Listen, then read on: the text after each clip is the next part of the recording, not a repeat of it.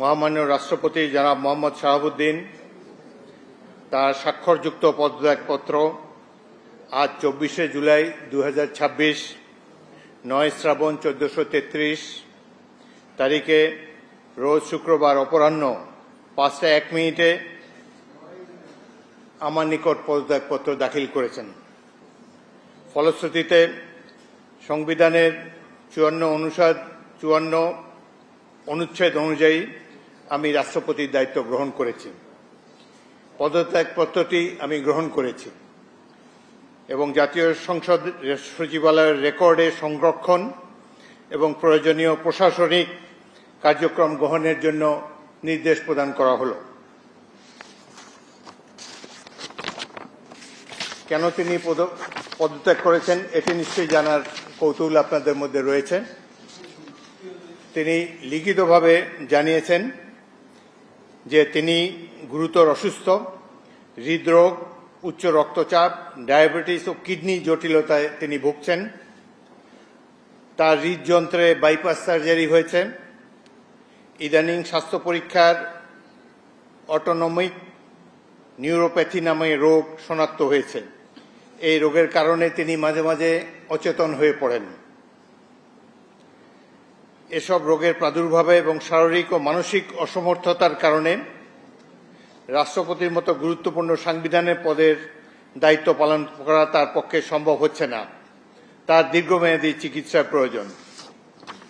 এই কারণেই তিনি স্বাস্থ্যগত কারণে পদত্যাগ করেছেন এবং বাংলাদেশ জাতীয় সংসদের স্পিকার হিসাবে এই পদত্যাগপত্র আমি গ্রহণ করেছি। সংবিধানে ইতিমধ্যে আপনারা জানেন যেদিন আমি স্পিকার হিসাবে শপথ নিয়েছি সেই দিনই ভারপ্রাপ্ত রাষ্ট্রপতি হিসাবেও শপথ নিয়েছি যদি প্রয়োজন হয়। একইভাবে আমাদের ডেপুটি স্পিকার সাহেব তিনিও যখন ডেপুটি স্পিকার হিসেবে শপথ নেন শপথের অংশে বর্ণিত থাকে যখন বলা হবে কোনো কারণে যখন স্পিকারের চেয়ার শূন্য থাকবে তখন ডেপুটি স্পিকার স্পিকারের পদের দায়িত্ব পালন করবেন। সুতরাং আজকে বাংলাদেশের নানা ধরনের কথাবার্তা আমি দুপুরে এসেই শুনছি।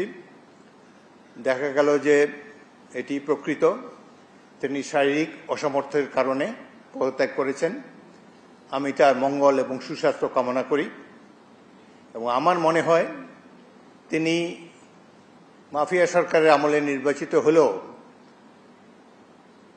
বর্তমানে জনগণের ভোটে যে সরকার নির্বাচিত হয়েছে তার প্রতি তিনি সমর্থন এবং শ্রদ্ধা প্রকাশ করেছেন সবসময়। আমি তার মঙ্গল কামনা করি। আপনাদের সবাইকে ধন্যবাদ।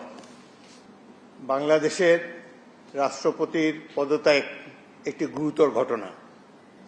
এর সাথে দেশের ভালো মন্দও জড়িত। রাষ্ট্রপতি একজন মানুষ, তিনি অসুস্থ হতেই পারেন এবং তিনি রোগেরও নাম প্রকাশ করেছেন, লিখিতভাবে জানিয়েছেন তিনি কি কি রোগে ভুগছেন এবং মাঝে মাঝে তিনি অচেতন হয়ে পড়েন। এর জন্য ডাক্তারের সার্টিফিকেটের কোনো প্রয়োজন নাই, যিনি যেখানে নিজেই এটি দাবি করেছেন। সুতরাং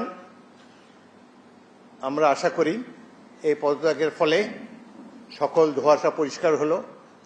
কোনো ধরনের বিশৃঙ্খলা বা কোনো ধরনের বিরূপ মনোভাব কিংবা কনফিউশন যাতে এইসব ব্যাপারে না ঘটে। রাষ্ট্রপতি পদত্যাগের আগেও রাষ্ট্রপতিরা পদত্যাগ করেছেন বিভিন্ন কারণে। রাষ্ট্রপতি দেশের একজন সম্মানিত মাননীয় রাষ্ট্রপতি, তিনি পদত্যাগ করতেই পারেন এবং এই চেয়ার তো কখনো শূন্য থাকে না। এবং আমি জাতীয় সংসদের স্পিকার হিসাবে এই পদত্যাগপত্র গ্রহণ করেছি। এটি হলো বাস্তবতা। আশা করি সকল ধরনের কনফিউশন এখন থেকে দূর হয়ে যাবে। আপনাদের সবাইকে অসংখ্য ধন্যবাদ।